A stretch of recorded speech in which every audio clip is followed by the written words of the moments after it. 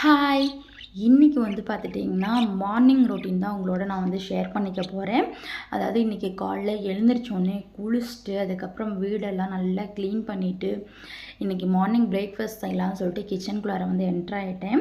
அதாவது இன்னைக்கு மார்னிங் பிரேக்ஃபாஸ்ட்டுக்கு வந்து பார்த்துட்டிங்கன்னா, மிளகு தூக்கலா போட்ட வெண்பொங்கலும், தேங்காய் சட்னியும் பண்ணலான்னு தான் வந்து பிளான் பண்ணியிருந்தேன். ஸோ வெண்பொங்கலுக்கு வந்து பார்த்துட்டிங்கன்னா, அங்கே வச்சுருக்கேன் இல்லையா படி, அது வந்து ஒரு 2 1/2 டம்ளர் அரிசி பிடிக்கும்.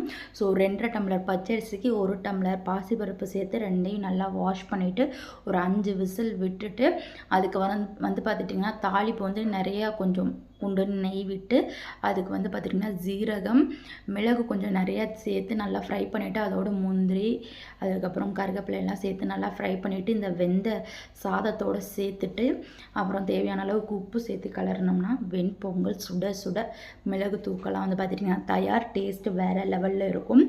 இந்த பொங்கலுக்கு வந்து பார்த்திட்டிங்கன்னா சாம்பார் ஓகேவாக தான் இருக்கும், இருந்தாலும் எனக்கு தேங்காய் சட்னி தான் ஒரு பெஸ்ட்டு காம்பினேஷனுங்கிற மாதிரி வந்து ஃபீல் ஆகும். ஸோ இதுக்கு வந்து தேங்காய் சட்னி பண்ணி சூப்பராக இன்றைக்கி பிரேக்ஃபாஸ்ட்டை வந்து முடிச்சாச்சு. ஸோ இந்த வீடியோ பிடிச்சிருந்தா ஒரு லைக் போட்டு விடுங்க. தேங்க்ஸ் ஃபார் வாட்சிங்.